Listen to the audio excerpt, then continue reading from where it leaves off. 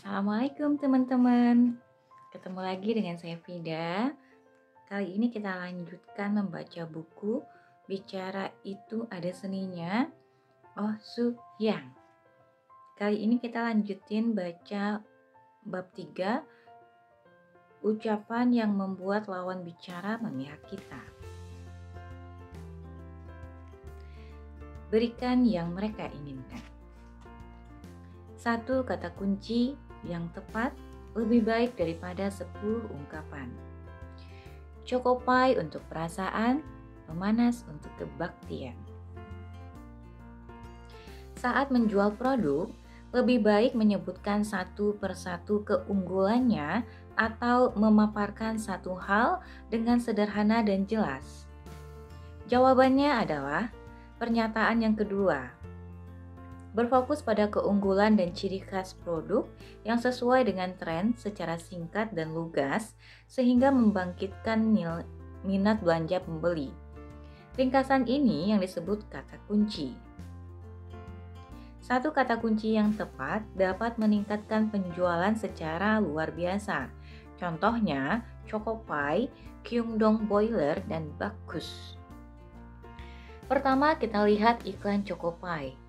Choco Pie telah lama menjadi camilan rakyat Korea, tetapi mengalami krisis pada era 70-an akhir. Penjualannya menurun secara drastis, bahkan sempat tercetus saran bagi produsennya untuk mengeluarkan produk baru saja. Pada saat itu, mereka membuat iklan baru dengan kata kunci perasaan. Dengan konsep perasaan yang familiar dengan bangsa Korea, mereka membuat iklan berseri seperti guru, satpam, dan paman. Tak lama, penjualannya menunjukkan kurva naik. Konsumen mencari produk ini untuk menyampaikan perasaan mereka pada orang-orang sekitarnya. Oleh karena itu, seri iklan dengan konsep perasaan ini terus dipakai sampai sekarang. Narasi iklan berikut ini belakangan telah menyentuh hati konsumen. Ini contoh narasinya ya. Hari ini pun seseorang kembali tersenyum. Dan beberapa merasa bersyukur. Aku telah menghiburnya. Hari ini pun Anda bisa membuat seseorang kembali tersenyum dan bersemangat. Semua orang di bumi ini dan aku menyayangi Anda. Kyungdong Boiler menggunakan kata kunci berbakti. Saya ingin memasangkan pemanas untuk ayah saya. Kalimat ini menunjukkan adanya permintaan di kalangan lanjut usia yang tinggal di perumahan tua. Rumah-rumah modern yang ditempati kaum muda sudah dilengkapi dengan pemanas air terbaru sehingga mereka tidak perlu membelinya lagi. Sementara kalangan lansia membutuhkannya, tetapi biaya yang tidak sedikit membuat mereka tidak berani membayangkan untuk membelinya. Kyungdong Boiler menangkap poin ini. Oleh karena itu, mereka mengajak kaum muda yang memiliki kemampuan finansial baik untuk membelikan boiler untuk orang tua mereka sebagai wujud rasa berbakti. Hasilnya sukses besar, penjualan mereka meningkat tajam. Iklan berbakti ini tidak berhenti hanya sebagai strategi untuk menjual produk. Iklan ini berperan besar dalam mengkampanyekan rasa berbakti kepada seluruh masyarakat. Dengan ini, Kyungdong Boiler berhasil menggapai 2 pulau bernama peningkatan penjualan dan kampanye. Bakus menggunakan kata kunci pemulih energi. Untuk menekankan karakter produknya, setiap orang yang mendengar kata bagus pasti langsung terbayang pemulih energi. Meskipun sempat terguncang oleh minuman vitamin yang didukung oleh seorang penyanyi wanita, mereka mampu mempertahankannya. Mereka terus konsisten mengiklankan produk sesuai dengan karakteristiknya sehingga kata pemulih energi menjadi begitu lekat dengannya. Hal itu dapat kita lihat pada narasi berikut ini. Sekarang pun di suatu tempat, kelelahan menumpuk tanpa suara. Seperti sinar hangat mentari yang mencairkan salju, Bakus ada di sini untuk mencairkan kelelahan kita. Lepaskanlah hanya dengan 4.800. Lepaskanlah lelah. Menembus keseluruhan dengan sebuah cerita. Pandangan konsumen merupakan hal penting. Perusahaan yang mampu melihat lebih dalam tentang keinginan, persepsi, pilihan, dan tindakan konsumen akan mempertahankan posisi dalam persaingan. Apa yang perusahaan Anda amati untuk mendapatkan pandangan konsumen? Philip Kotler dalam bukunya 10 Deadly Marketing Sins menekankan pentingnya kata kunci dan melakukan riset tentang konsumen. Jika ingin sukses, perusahaan harus bisa menembus kepala konsumen dan menemukan kata kuncinya. Ketika kata kunci disandingkan dengan produk yang tepat, maka akan memberikan hasil yang luar biasa. Perusahaan fashion mencari warna tren yang akan disukai oleh konsumen di setiap musim untuk diterapkan dalam produknya. Perusahaan healthcare tentunya menggunakan kata kunci penyembuhan untuk pemasarannya. Bagaimana dengan home shopping? Seorang home shopping host terkemuka menaklukkan konsentrasi penonton dengan kata kunci yang sesuai dengan tren. Misalnya, untuk brand merek fashion mahal dengan target usia 20 hingga 30-an seperti berikut. Anda tahu film The Devil Wears Prada kan? Seperti tokoh utamanya, Andreas Sachs, Anda harus berani berinvestasi pada fashion untuk membuat diri Anda menonjol. Bagaimana dengan Prada? Mungkinkah hanya sebuah judul film? Cobalah dan Anda pasti akan puas. Konten bagus yang dikemas dengan pengetahuan marketing seperti ini dapat menempatkan produk di level tertinggi. Menempatkan trik marketing dalam ucapan akan membantu dalam kehidupan sehari-hari dan tentunya dalam kehidupan sosial. Konten bagus yang dikemas dengan pengetahuan marketing seperti ini dapat menempatkan suatu produk di level tertinggi. Menerapkan trik marketing dalam ucapan akan membantu dalam kehidupan sehari-hari dan tentunya dalam kehidupan sosial. Marketing dibutuhkan dalam segala hal, baik saat menulis di blog pribadi ataupun saat merancang kegiatan kesenian yang berhubungan dengan dunia bisnis. Begitu pula halnya dalam berbicara. Kita ambil contoh kejadian saat wawancara kerja. Saya sering mengadakan kelas khusus untuk mahasiswa lewat berbagai metode simulasi wawancara dengan mahasiswa. Kini saya bisa langsung mengetahui mana yang akan lolos dan tidak. Kebanyakan mahasiswa berusaha menjelaskan terlalu banyak saat wawancara. Namun, harus diketahui bahwa mengungkapkan banyak hal dalam satu singkat seperti nilai kuliah, nilai kemampuan bahasa Inggris, pengalaman bakti sosial, penghargaan yang pernah diperoleh, hingga bakat yang dimiliki justru akan menimbulkan efek yang berkebalikan. Tim pewawancara yang menghadapi banyak orang tidak akan berkonsentrasi terhadap satu persatu pelamar.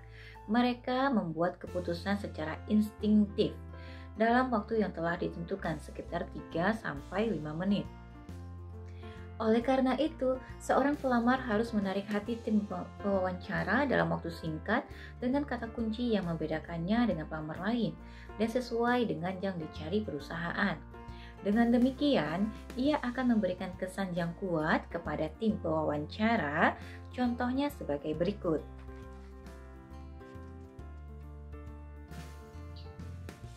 Saya sudah disiapkan menjadi manusia global. Sejak kecil saya tinggal di luar negeri sehingga bisa berbahasa Inggris. Jika diterima di perusahaan ini, saya ingin bergabung dengan divisi Overseas Marketing dan memperkenalkan produk ke seluruh dunia. Saya pasti akan berkontribusi dalam melambungkan perusahaan ini menjadi perusahaan global. Kalau sudah seperti ini, tidak perlu lagi mengetahui berapa nilai TOEIC-nya. Ia sudah menyampaikan bahwa ia adalah orang yang tepat untuk membuat perusahaan menjadi global. Ia menembak dengan tepat dengan satu kata kunci, global.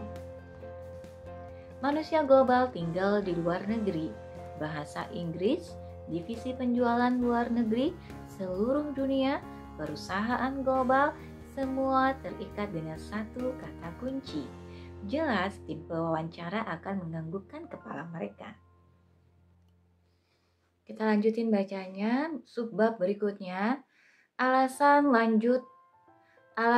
lunchbox 39.000 laris. Menetapkan nilai produk dengan baik. Bagaimana produk Anda bisa selaris itu? Itu adalah pertanyaan saya kepada ketua tim marketing sebuah perusahaan alat-alat rumah tangga.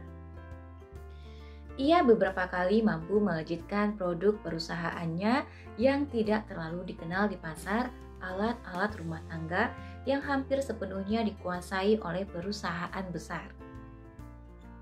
Saya meminta ia memberitahu jika ia mempunyai cara khusus. Tanpa banyak komentar, ia langsung berkata, "Apa yang saya perbuat? Saya hanya menentukan nilai yang tepat terhadap produk tersebut." Maksudnya, dari segi teknologi, produk kami tidak jauh berbeda dengan perusahaan besar. Namun, karena kami termasuk perusahaan kecil atau menengah, merek kami tidak terlalu dikenal luas. Modal kami juga terbatas untuk membuat iklan dengan biaya besar. Oleh karena itu, saya fokus pada menentukan harga yang bersaing. Sebanyak apapun biaya yang kami keluarkan untuk mengembangkan produk, kalau harga yang kami pasang sama seperti perusahaan besar, tetap saja tidak ada daya saingnya. Sehingga saya arahkan ke penurunan harga. Saya turunkan tajam menjadi sepertiga dari harga produk besar. Karena itu, tanpa ada publisitas khusus, berita tentang produk kami yang murah tapi berkualitas menyebar dan laku keras. Saat itu saya mengerti, ini seperti perbedaan antara lunchbox seharga Rp40.000 dengan Rp39.000. Saat kondisi bisnis sedang kurang baik seperti sekarang, uang Rp1.000 pun bisa menjadi sangat berarti.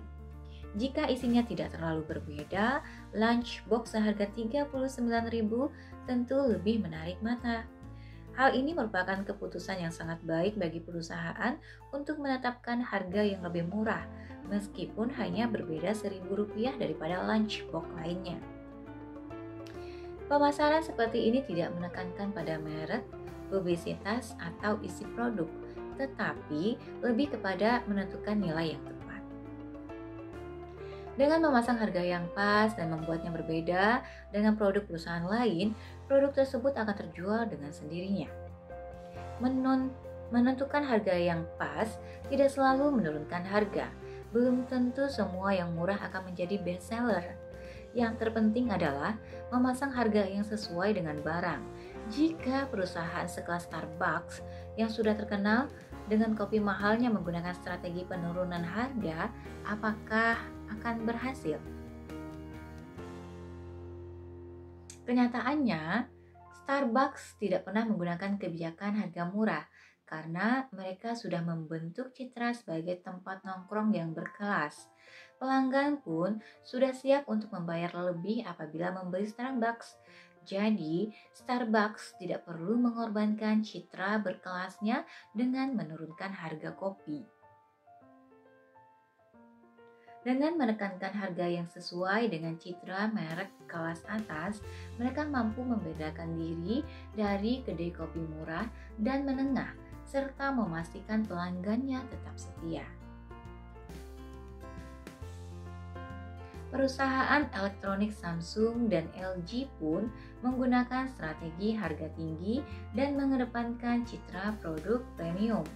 Meskipun ada produk murah dan menengah dari Tiongkok dengan kapasitas yang mirip seperti mereka tetap bergeming dan konsisten dengan harganya. Konsumen yang membeli kulkas Samsung dan televisi LG dengan harga mahal akan merasa membeli produk besar. Jadi, produk murah dan menengah dari Tiongkok pun tidak akan pernah menggoyahkan mereka. Dengan demikian, nilai suatu produk semestinya ditentukan dari posisi konsumen, bukan penjual. Hirose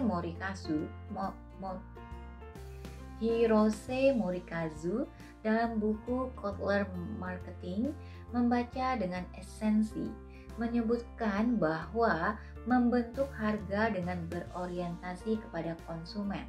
Artinya, mencermati kebutuhan konsumen sebelum menetapkan nilai yang dapat diterima. Berikut kutipannya. Jika harga yang ditetapkan lebih tinggi daripada nilai yang dirasakan konsumen, penjualan perusahaan tidak akan meningkat. Sedangkan jika ditetapkan terlalu rendah, walaupun produk tersebut mungkin akan laku terjual, keuntungan yang semestinya bisa didapatkan dari harga yang sesuai dengan nilai yang dirasakan konsumen terhadap produk akan terlepas begitu saja. Menetapkan nilai yang sesuai dengan kualitas diri. Untuk bisa bertahan dalam sebuah kompetisi, kita harus bisa menjual nilai diri kita terhadap tempat yang diinginkan. Oleh karena itu, penting untuk memahami dengan baik nilai diri sendiri.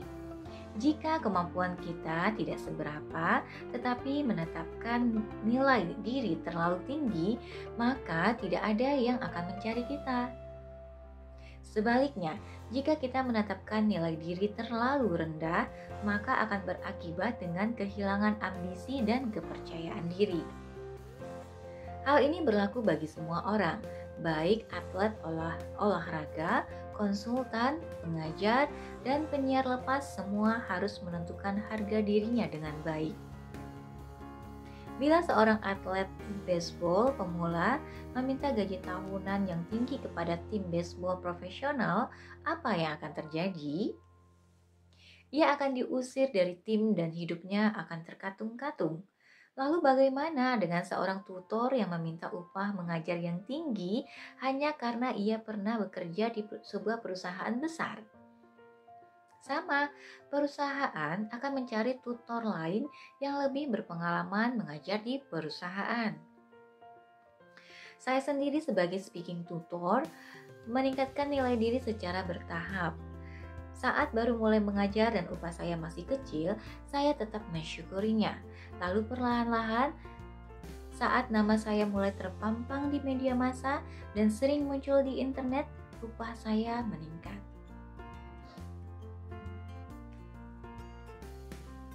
Sekarang, banyak perusahaan lembaga pendidikan, perusahaan jasa pengembangan diri, dan lainnya yang melirik dan memanggil saya. Namun, saya tidak selalu meminta upah mengajar yang tinggi. Saya akan meminta upah yang relatif tinggi untuk bidang yang saya kuasai dan upah yang rendah untuk bidang yang masih asing bagi saya. Saya sudah puas dengan upah kecil karena saya mengajar dengan niat sambil belajar. Seiring berjalannya waktu, upah di bidang tersebut secara alami akan meningkat. Saya tidak langsung menetapkan nilai saya dengan tinggi, tetapi saya menetapkannya sesuai dengan pandangan mereka yang menginginkan saya. Demikian pentingnya menentukan nilai dalam berbicara. Kita harus berusaha menemukan nilai yang kita miliki oleh diri sendiri, dan ini merupakan prinsip yang berlaku dalam semua dialog seperti penjualan, wawancara kerja, dan tawar-menawar dengan pembeli. Dengan begitu, kita bisa memenangkan dialog dengan baik.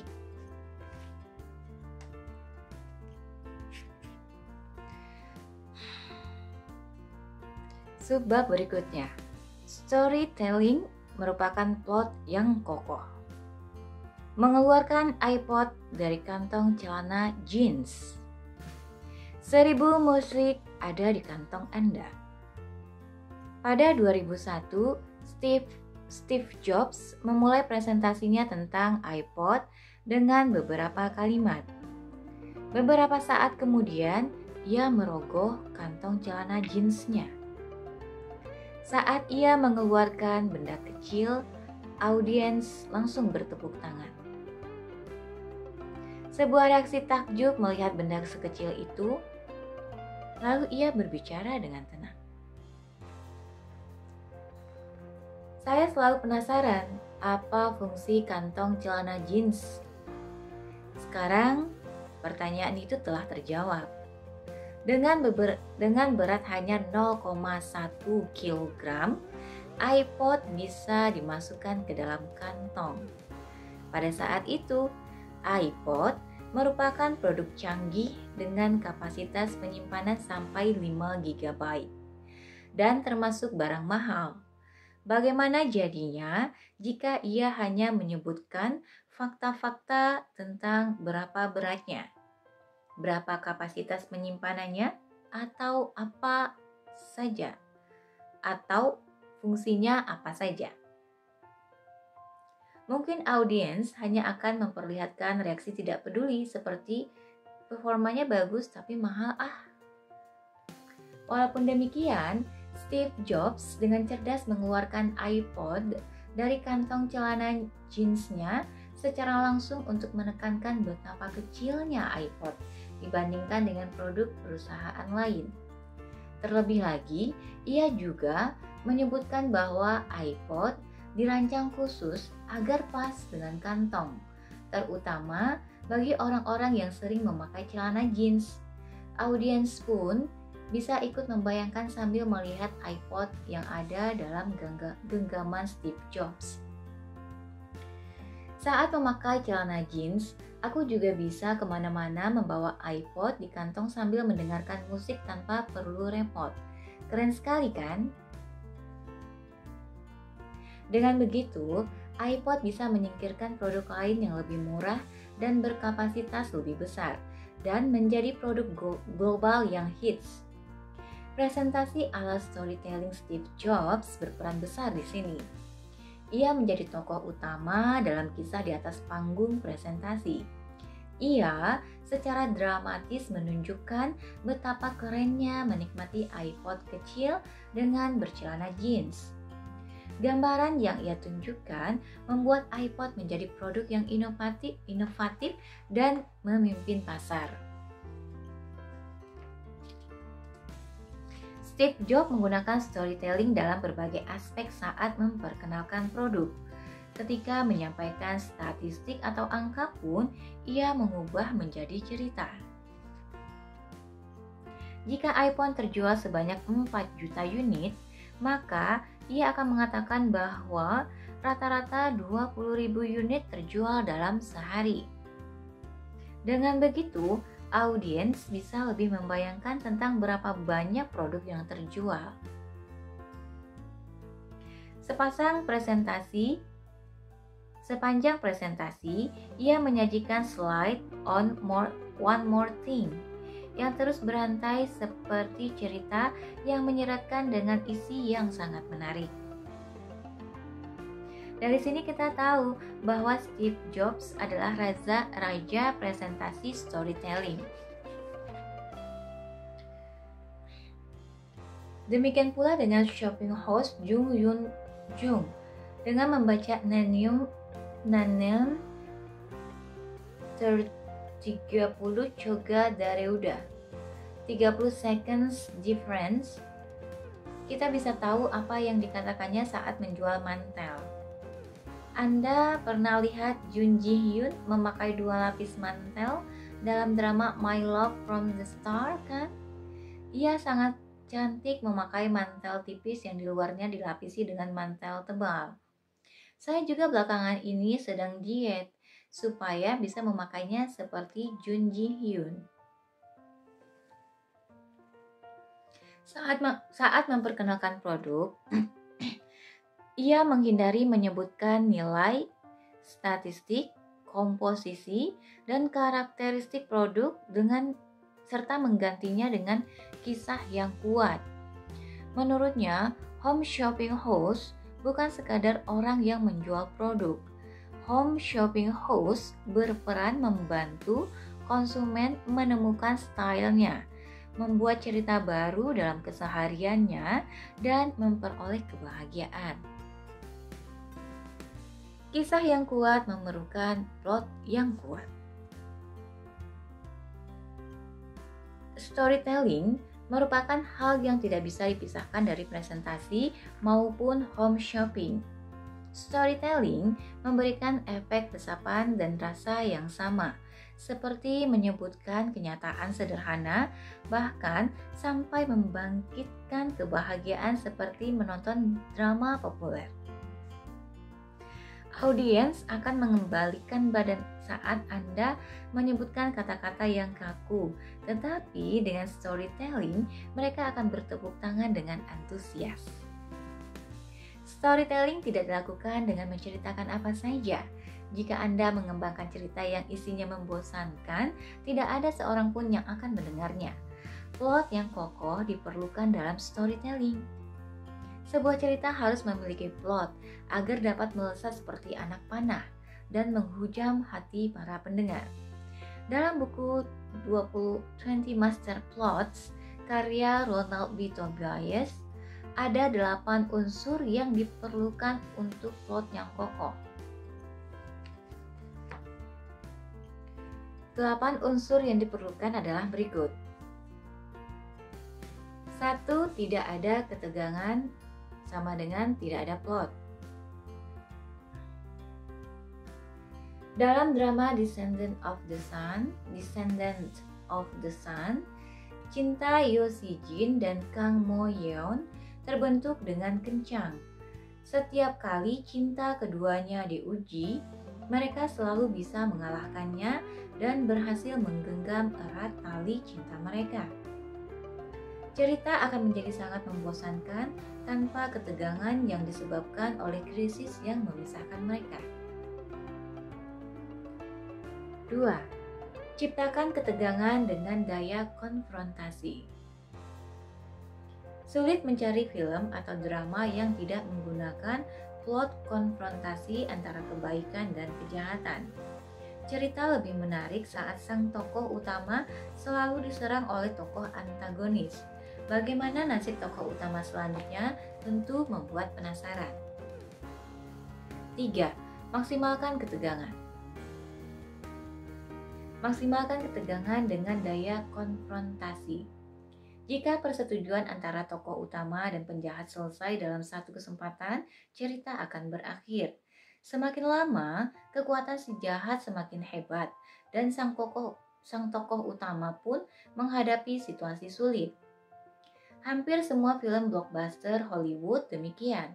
Biasanya, musuh yang diyakini sudah terkalahkan tiba-tiba muncul dengan lebih perkasa dan menyerang tokoh utama. 4. Sifat tokoh harus berubah. Cerita tentang orang jahat yang berubah menjadi baik lebih menarik perhatian daripada cerita tentang orang baik yang terus baik. Rasa penasaran tentang bagaimana hal itu bisa terjadi akan muncul.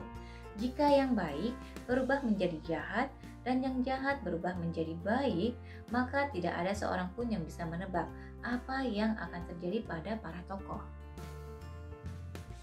5. Jadikan semua peristiwa adalah sesuatu yang penting. Tidak ada satupun peristiwa baik kecil maupun besar dalam cerita yang bagus dan hits terjadi tanpa perhitungan. Semua peristiwa memiliki makna dan berkaitan dengan pengembangan cerita selanjutnya, seperti jaring laba-laba. 6. Membuat masalah atau peristiwa yang terlihat remeh. Bila sebuah petunjuk atau pertanda terungkap sepenuhnya, maka ketegangan cerita akan berkurang. Perlu penyamaran agar peristiwa dan cerita yang penting tampak seperti bukan apa-apa. Efeknya akan lebih tinggi jika dikeluarkan pada saat yang tepat. Ronald B. Tobias mengungkapkan hal sebagai berikut. Dengan membuat masalah yang tampaknya remeh, penonton akan menerima bahwa karya tersebut sangat mirip dengan kehidupan. 7. Keberuntungan tokoh utama.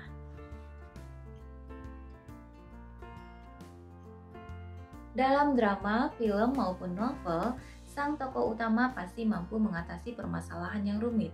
Meskipun sudah hampir mati, secara ajaib ia mampu bertahan hidup.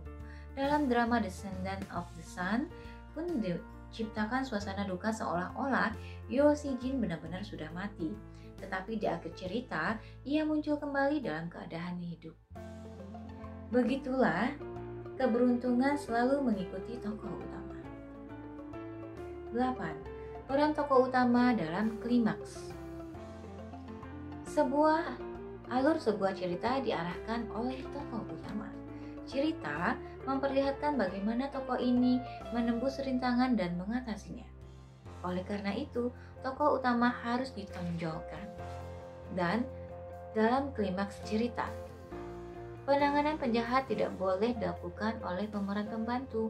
Begitu pula klimaks cerita cinta yang ditampilkan dalam drama Descendant of the Sun yang terjadi antara tokoh utama pria dan wanita, yaitu Yo Si Jin dan Kang Mo Hyeon. Kekuatan apa adanya. Alasan restoran fokus pada satu hal. Starbucks bukanlah perusahaan high-tech. Kami juga tidak menyembunyikan cara dan rahasia apapun. Kami hanya bermain dengan rasa kopi dan pelayanan terbaik bagi konsumen. Begitulah kata CEO Starbucks, Howard Schultz. Starbucks dikenal tidak pernah melakukan pemasaran dan publikasi khusus. Sedangkan kedai kopi baru di dalam negeri pasti menghabiskan biaya besar untuk pemasaran, baik lewat iklan di televisi, koran, internet, bahkan PPL marketing, pay per lead. Namun, Starbucks tetap tak tergoyahkan dengan hal ini. Lalu bagaimana mereka bisa menempati posisi pertama dimanapun? Alasannya terdapat pada ucapan Howard Schultz. Mereka hanya bermain dengan rasa kopi dan pelayanan terbaik.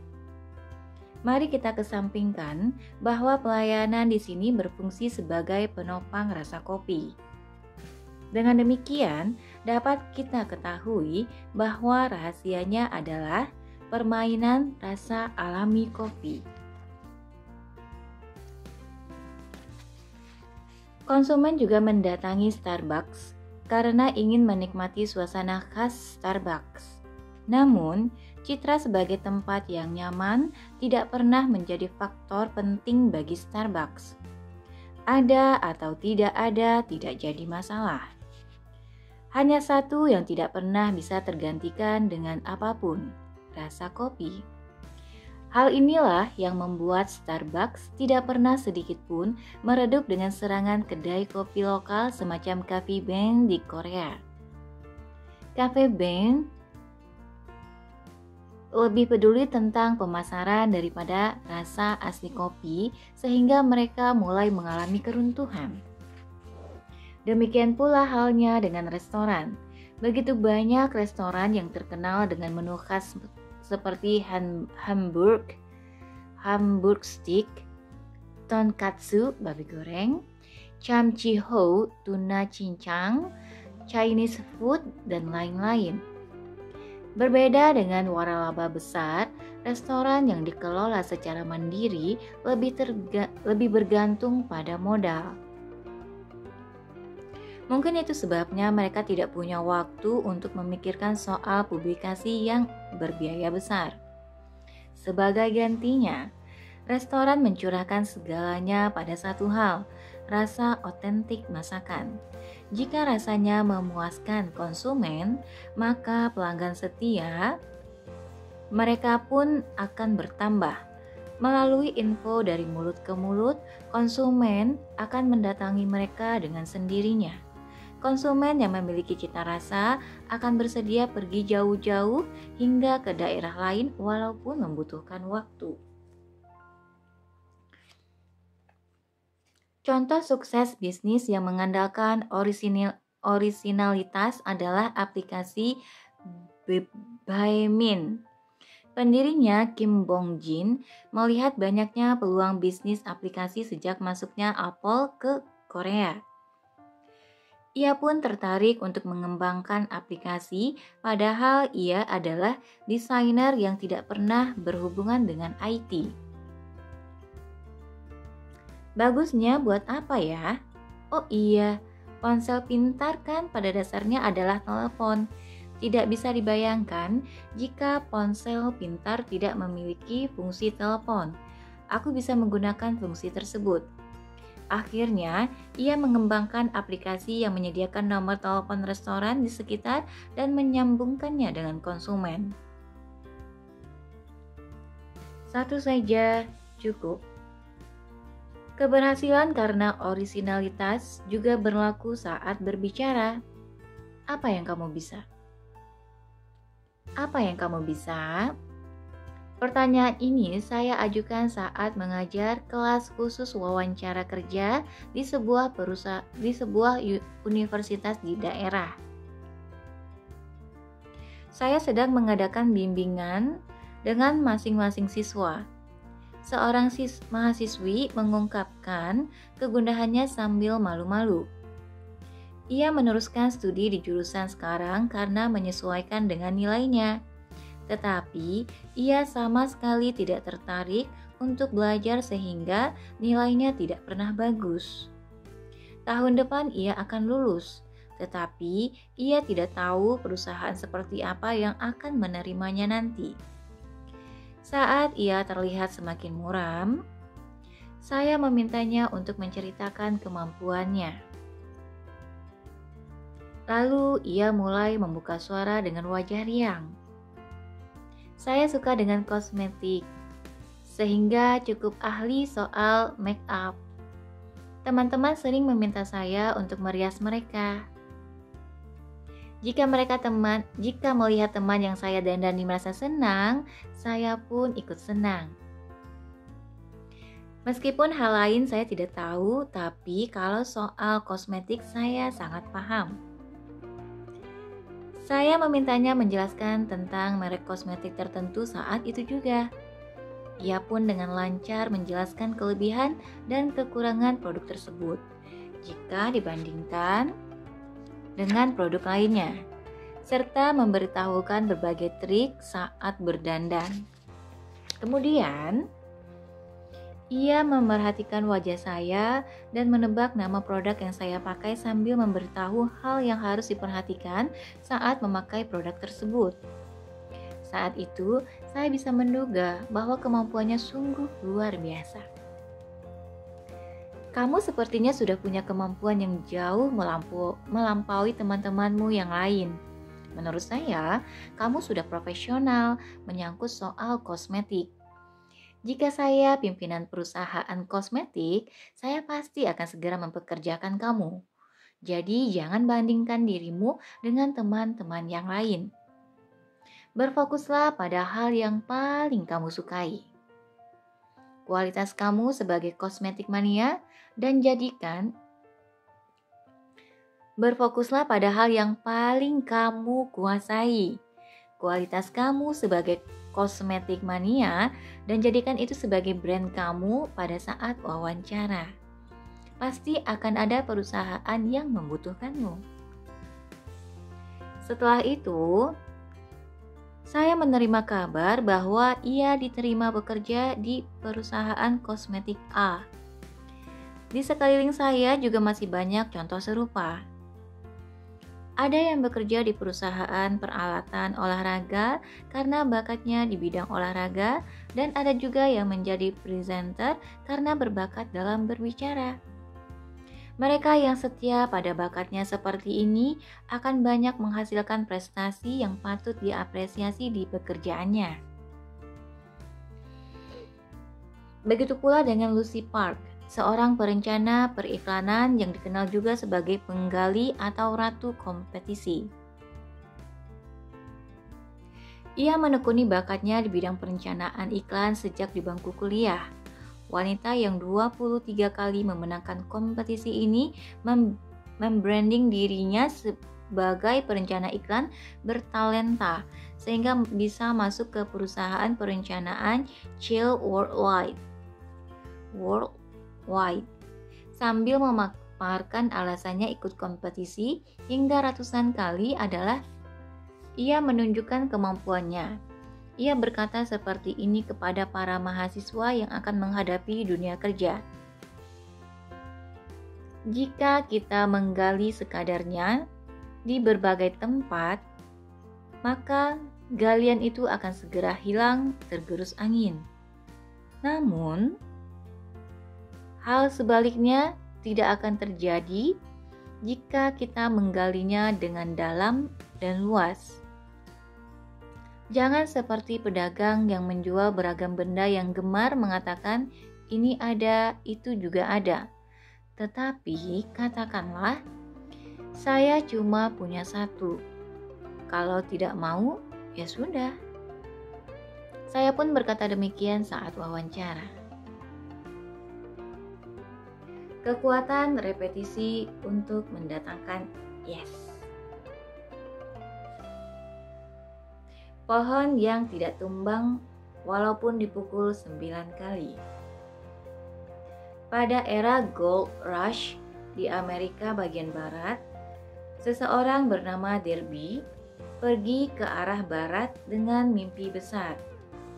Setelah menggali ke seluruh tempat dengan beliung dan sekop, akhirnya ia menemukan lapisan mineral. Ia lalu menyembunyikannya dan kembali lagi dengan peralatan menambang sesudah mengumpulkan banyak uang. Begitu mulai menggali, biji emas bertaburan begitu banyak hingga dapat mengembalikan modalnya. Aku kaya, namun kebahagiaannya hanya sesaat. Ia meneruskan menggali lagi ke bawah, tetapi tak satu pun bongkahan emas yang tampak. Aku sudah susah payah, hanya ini hasilnya. Sia-sia aku habiskan masa mudaku di tempat ini. Mungkin sebaiknya aku berhenti saja, toh modalku sudah kembali. Ia lalu menjual peralatan menambangnya yang mahal ke pedagang barang bekas dan kembali ke kampung halaman. Pedagang barang bekas itu dengan rasa penasaran mengamati tambang yang ia tinggalkan. 3 meter di bawah tempat yang terakhir digali Derby, terdapat timbunan biji emas. Pedagang barang bekas itu kemudian menggali tanah dengan alat yang dibelinya dan menemukan lapisan emas yang luar biasa banyak sehingga ia menjadi miliarder. Apa yang terjadi jika Derby tidak menyerah dan terus menggali hingga 3 meter lagi ke bawah? Ia telah menghabiskan banyak waktu untuk mencari lapisan emas. Darah dan keringat telah dicucurkannya untuk menggali tanah yang ratusan kali lipat dalamnya daripada 3 meter. Sayangnya, ia membuang harapan yang tinggal 3 meter lagi bisa ia dapatkan. Hasilnya seperti di atas. Ia menyerahkan keberuntungannya kepada orang yang salah. Kisah ini menjadi pelajaran berharga bagi para pedagang. Sulit ditemui pedagang yang dapat menangkap hati konsumen dan menjual produknya hanya dengan sekali usaha. Biasanya mereka harus mengulang-ulang ucapannya secara terus-menerus hingga puluhan kali sampai akhirnya konsumen tertarik dan tujuan mereka pun tercapai. Di sini terdapat perbedaan antara amatir dan profesional. Profesional yakin akan tujuannya dan merayu tanpa henti sampai konsumen berkata oke. Sedangkan amatir kurang yakin dengan tujuannya dan merayu paling banyak hingga 4 kali saja. Hasilnya bagaikan langit dan bumi. Profesional mendapatkan biji emas, sedangkan amatir menjadi pengemis. Jill Griffin dalam Customer Loyalty mengatakan bahwa pedagang harus berkali-kali mendatangi konsumennya. Sebab 6 dari 10 konsumen akan berkata tidak sebanyak 3 kali sebelum menjawab ya. Menarik ya. Dan mengunjunginya tanpa henti dapat meningkatkan rasio sukses penjualan. Kutipannya berikut ini kutipannya. Berkunjung berkali-kali berperan penting untuk mengubah calon pembeli menjadi pembeli. Berkunjung berkali-kali dapat menarik minat pembeli. Make sense sih, ya kan? Karena orang-orang butuh waktu untuk mencerna informasinya ya. Ada yang cepat, ada yang lambat, ada yang langsung mengerti, ada yang butuh beberapa lama untuk bisa mengerti, ada juga yang kebutuhannya baru muncul setelah beberapa lama setelah kita kunjungi. Buat marketing ya, bagus. Ia menceritakan tentang sebuah perusahaan stockholder system. Perusahaan ini mampu menyingkirkan 4 perusahaan pesaingnya dan mendapatkan proyek senilai 1,5 juta dolar dari DuPont sebagai hasil dari kunjungan terus-menerusnya, selain karena kesabaran, kegigihan, dan rencana penjualan. 60% manusia memilih sesuatu yang dilihatnya berulang kali. Di sisi konsumen, efek pengulangan tampak jelas. Konsumen melihat banyak iklan melalui televisi, koran, dan internet. Mereka bisa melihatnya berulang kali secara terus-menerus tanpa henti. Setelah beberapa kali tayang, mereka menginvestasikan biaya dan waktu yang banyak. Namun, seberapa jauh dampaknya? Begini menurut penelitian Daehong Communication. Ini hasil penelitian ya. 65% konsumen tidak bosan-bosan melihat iklan yang menarik. 60% konsumen membeli produk yang sering dilihatnya di iklan.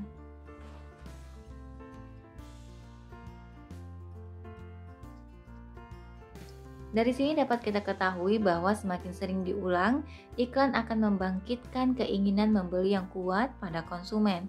Iklan yang diulang berkali-kali akan merangsang alam bawah sadar konsumen, sehingga saat konsumen menjumpai produk tersebut, ia akan merasa familiar dan dengan sukarela membelinya.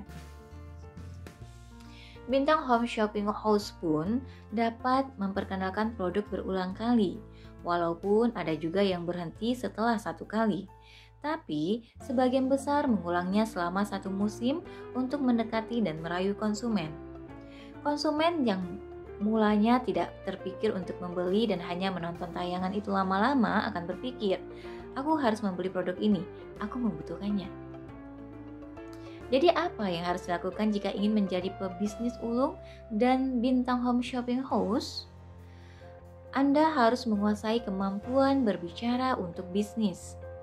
Berbicara secara natural tanpa membebani konsumen, tetapi bisnis tetap berjalan. Rahasianya 1, menginvestasikan 10.000 jam untuk melakukan sesuatu secara berulang-ulang.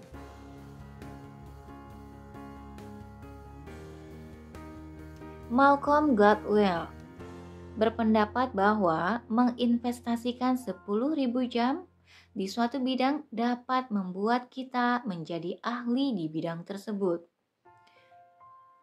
Oke, kalau kamu mau ahli di satu bidang, kamu lakukan satu hal saja sebanyak 10.000 jam. Kamu pasti jadi ahli, menurut Malcolm Gladwell. Wolfgang Amadeus Mozart, The Beatles, dan Bill Gates pun dapat naik peringkat menjadi orang jenius karena berlatih selama 10.000 jam. Dalam Outliers, ia berkata seperti ini. Outliers ini ada bukunya loh, nanti kalau ada waktu dibacain ya. Angka ini dapat kita pastikan dengan mengamati komposer, atlet baseball, novelis, atlet skate, pianis, pemain catur, penjahat terlatih,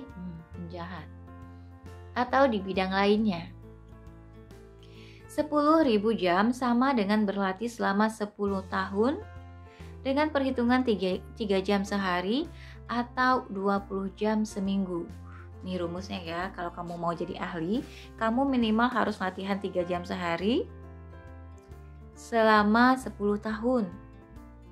Atau kamu bisa 20 jam seminggu. Nanti bisa pilih waktunya kapan aja, yang penting 20 jam seminggu. Tentu angka ini tidak bisa menjelaskan tentang mengapa ada orang yang memperoleh lebih banyak dari orang lain dengan berlatih. Namun, tidak akan kita temukan seorang ahli tingkat dunia bidang apapun yang mahir hanya dengan berlatih dalam waktu yang kurang dari ini. Mungkin saja otak membutuhkan waktu sebanyak ini sampai mencapai kondisi benar-benar ahli. Bisa jadi ya, otak kita rumusnya kayak gini, 3 jam sehari selama 10 tahun untuk bisa jadi ahli. Kita di programnya sama Tuhan kita kayak gitu. Bisa jadi sih.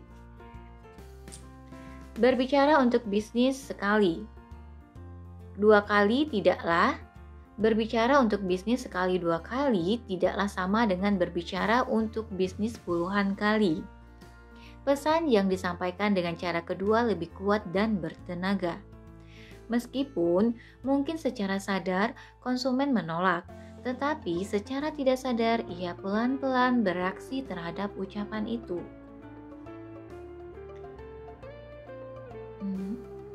Oke, bisa jadi ini proses penyerapan informasi kali ya.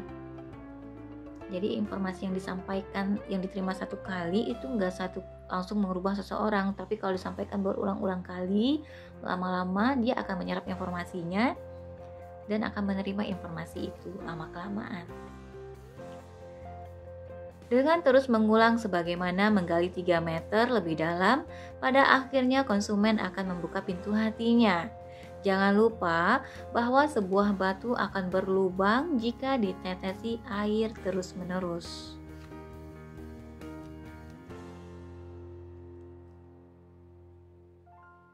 Menggaruk yang gatal dengan pertanyaan yang tepat. Dahulukan kebutuhan daripada keinginan. Melihat yang dilihat konsumen dan membaca yang dibutuhkan konsumen. Perasaan dan tatapan pasti terhadap produk. Itu adalah ucapan Kwon Eong Chan, ahli pemasaran perusahaan tong sampah fungsional Magikan yang belakangan ini selalu terjual habis. Rahasia di balik suksesnya penjualan Magikan adalah dengan kemampuan berujarnya yang setara dengan bintang home shopping house. Ia mampu menaikkan Magikan menjadi produk bestseller dalam sekali lompatan. Seperti yang dikatakannya, rahasianya adalah membaca kebutuhan dan menarik diri ke arahnya. Tong sampah konvensional yang selama ini ada mudah kotor dan berbau. Mari kita ambil beberapa contoh yang umum. Di dapur misalnya, bau sampah selalu berkeliaran dan sampah menumpuk di tong sampah yang dipakai untuk membuang sampah makanan. Ibu-ibu yang mempunyai bayi selalu kesulitan menemukan tempat yang tepat untuk membuang bekas popok. Dari sini terlihat bahwa ibu rumah tangga membutuhkan tong sampah yang kedap bau, bersih, dan mudah untuk dibersihkan. Kebutuhan konsumen seperti inilah yang kemudian ditangkap dan dijadikan bahan pemasaran oleh Kwon Eong Chan, sehingga hasilnya benar-benar memukau. Para pakar membaca kebutuhan konsumen lainnya adalah bintang home shopping house Jung Yoon Jung. Dalam buku Nanan 30 Chongga Daruda 30 second difference menurut penerjemah ya. Kita dapat melihat bagaimana ia mampu mematahkan dogma bahwa parfum tidak akan laku bila dijual di home shopping. Ia membaca dengan baik kebutuhan para ibu rumah tangga dan meyakini bahwa parfum merupakan item yang dibutuhkan oleh mereka. Para pria biasanya tidak terlalu suka dengan parfum. Dan banyak juga wanita yang tidak memakai parfum setelah menikah.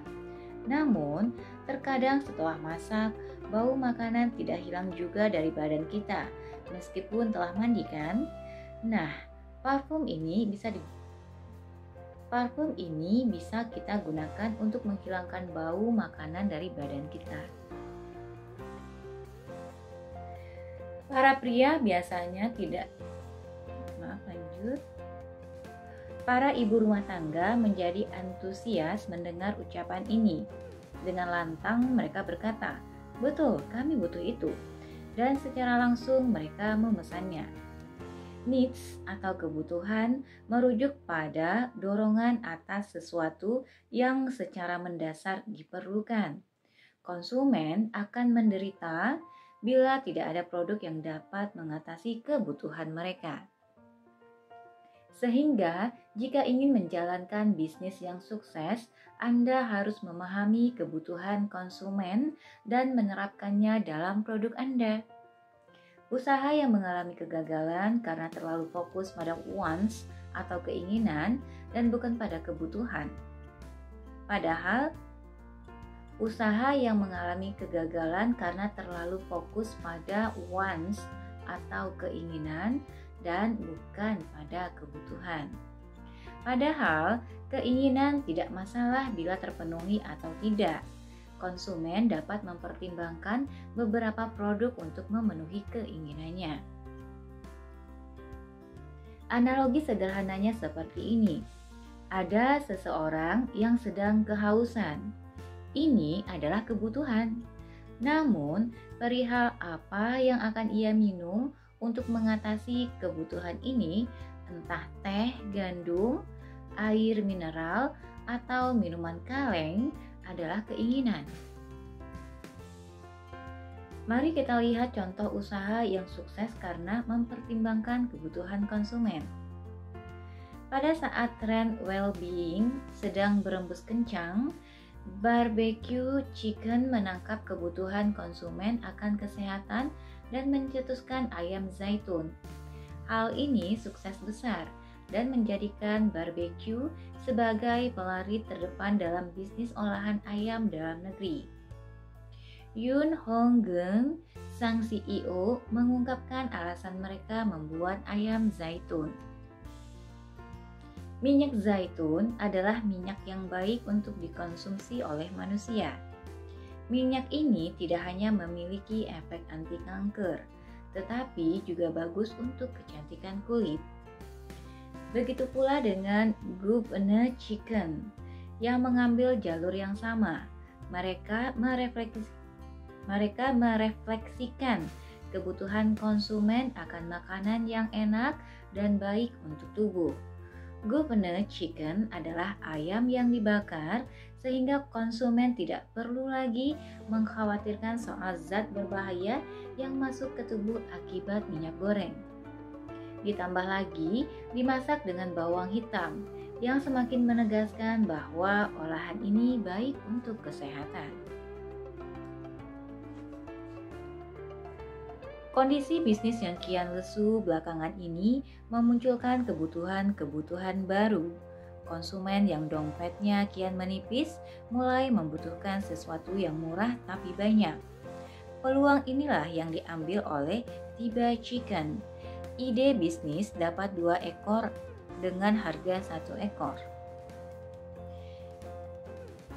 Ide bisnis dapat 2 ekor dengan harga 1 ekor ini kemudian menjamur dan banyak merek bermunculan.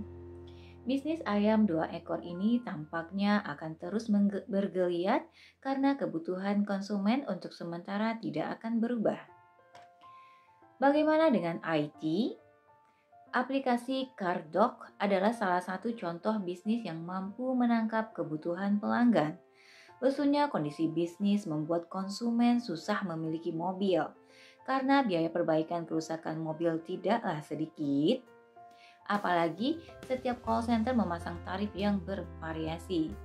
Pelanggan tentunya ingin memperbaiki mobil dengan biaya termurah. Kebutuhan inilah yang dibaca oleh Cardok. Aplikasi ini menyediakan jasa perbandingan estimasi perbaikan eksterior mobil secara real time. Aplikasi ini berjalan dengan meneruskan foto mobil yang perlu diperbaiki dari pelanggan ke call center, lalu mengunggah estimasi biaya dari call center untuk pelanggan. CarDoc menjangkau ke seluruh negeri dan dapat mencarikan bengkel perbaikan yang dapat dipercaya, sehingga pelanggan dapat memperoleh diskon hingga 50% untuk mobil impor. Pelayanan ini tentunya memberikan kepuasan terhadap kebutuhan pelanggan. Ketahuilah masalah lawan bicara. Konsumen tidak akan mendengarkan ucapan pedagang atau home shopping host secara detail. Sedikit saja merasa bosan, mereka akan memindah saluran televisi atau meminta sang pedagang berhenti. Oleh sebab itu, diperlukan pengetahuan untuk membaca kebutuhan pelanggan dan cara berbicara untuk menariknya. Sebuah ucapan yang bisa membuat pelanggan berpikir, "Aku memerlukan produk ini, aku harus membelinya." Sales konsultan internasional Neil Rockman menjelaskan hal ini lewat konsep spin strategy. Dalam buku Spin Selling, SPIN adalah singkatan dari situation question, problem question, implication question, dan needs payoff question. Penjelasannya sebagai berikut. Sorry ya kalau bahasa Inggrisnya nggak terlalu bagus. It's okay ya. Situation question. Pertanyaan ini untuk mengetahui pendapat pembeli mengenai produk dan situasi yang sedang dihadapinya. Dengan ini akan diperoleh informasi tentang pembeli, seperti pendapatan, hobi, keluarga, dan lain-lain. Kegiatan ini bisa dilakukan dengan obrolan santai dan seolah-olah tidak ada hubungannya dengan bisnis. Kita dapat mengajukan pertanyaan ini, tinggal di mana atau liburan biasanya melakukan apa. Problem question. Informasi yang diperoleh dari situation question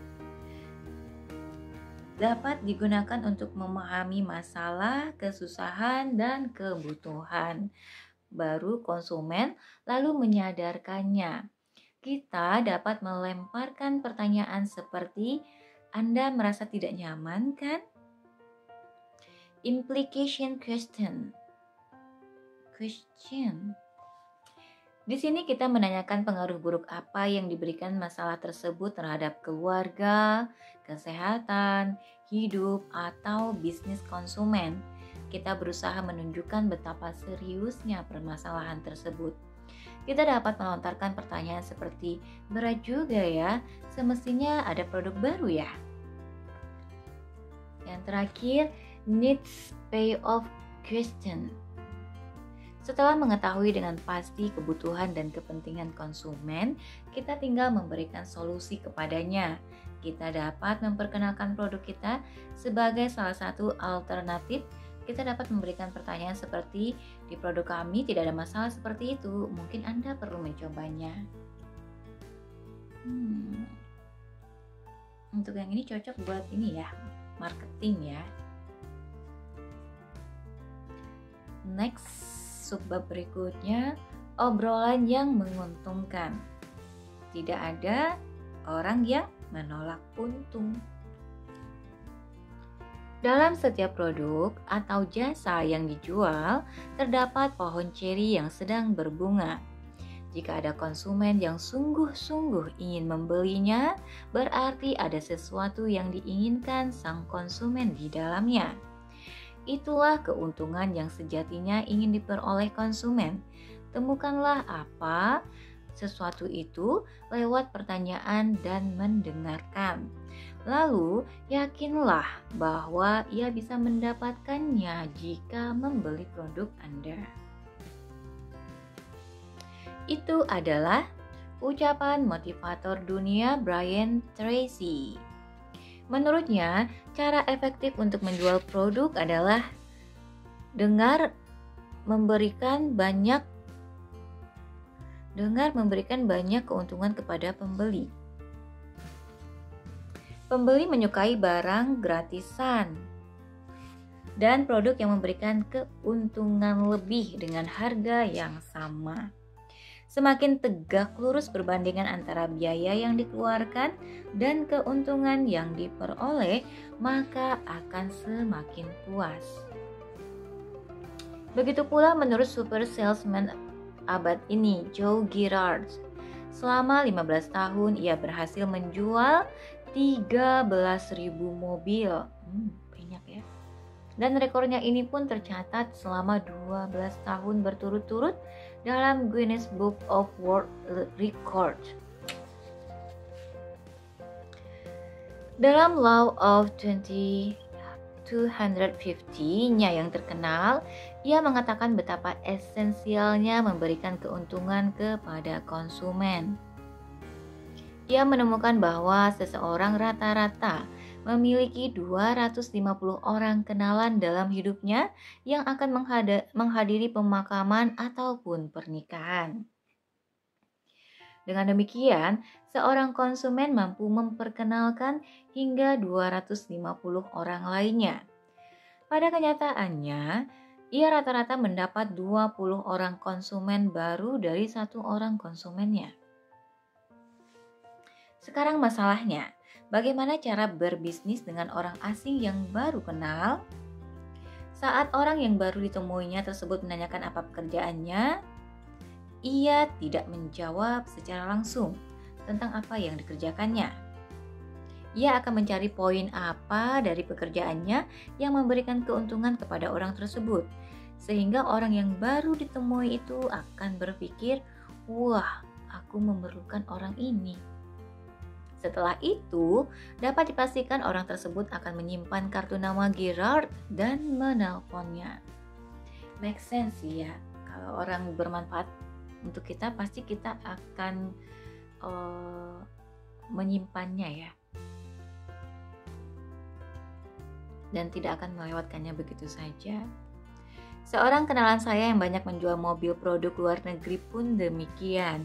Kini, ia telah berhasil dengan toko bakery yang dibukanya. Rahasia sukses bisnisnya terletak pada memberikan keuntungan kepada konsumen. Misalnya, dulu saat menjual airbag berkualitas bagus produk perusahaannya, ia berkata seperti ini.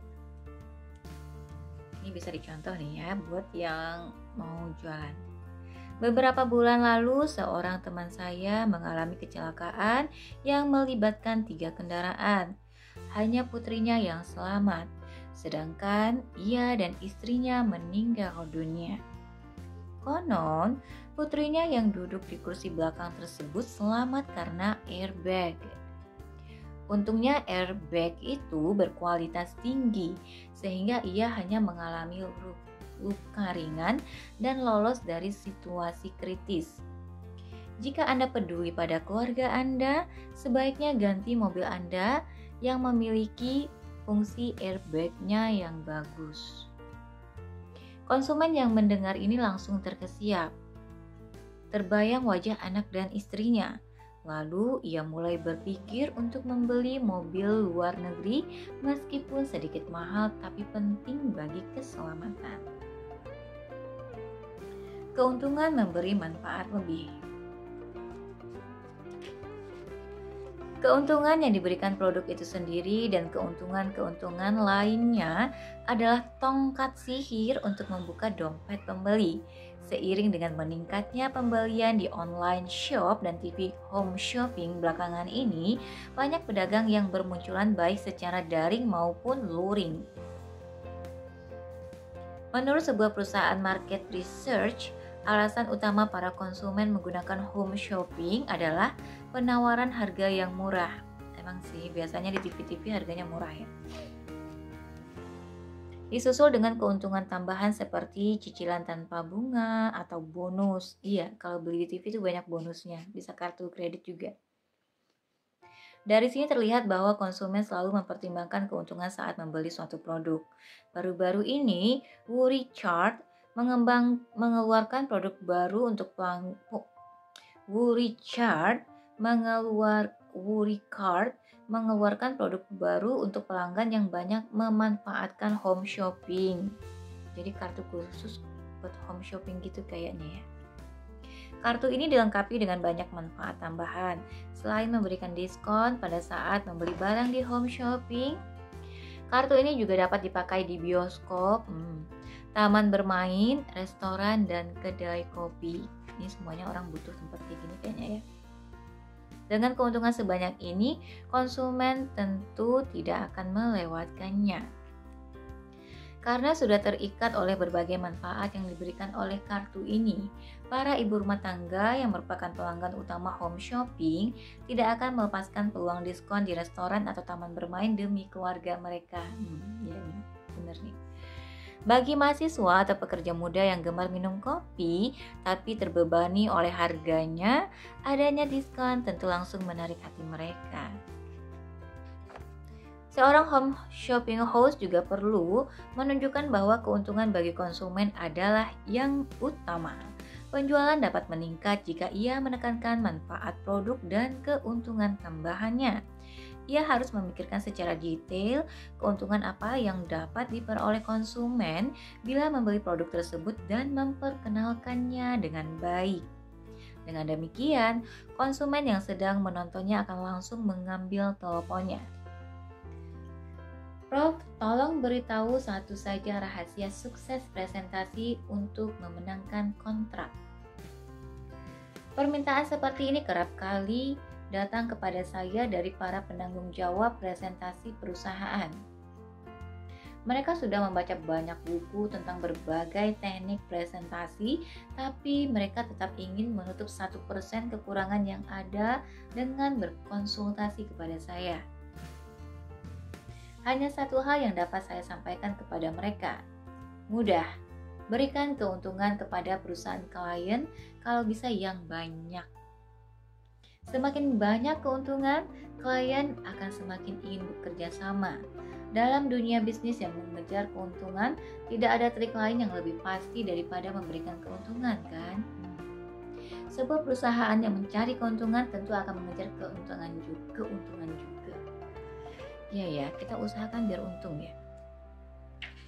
Oke teman-teman, segitu aja. Ini bab 3-nya udah selesai. Nanti kita ketemu lagi di bab 4. Terima kasih atas waktunya dan sudah mendengarkan. Dadah, assalamualaikum.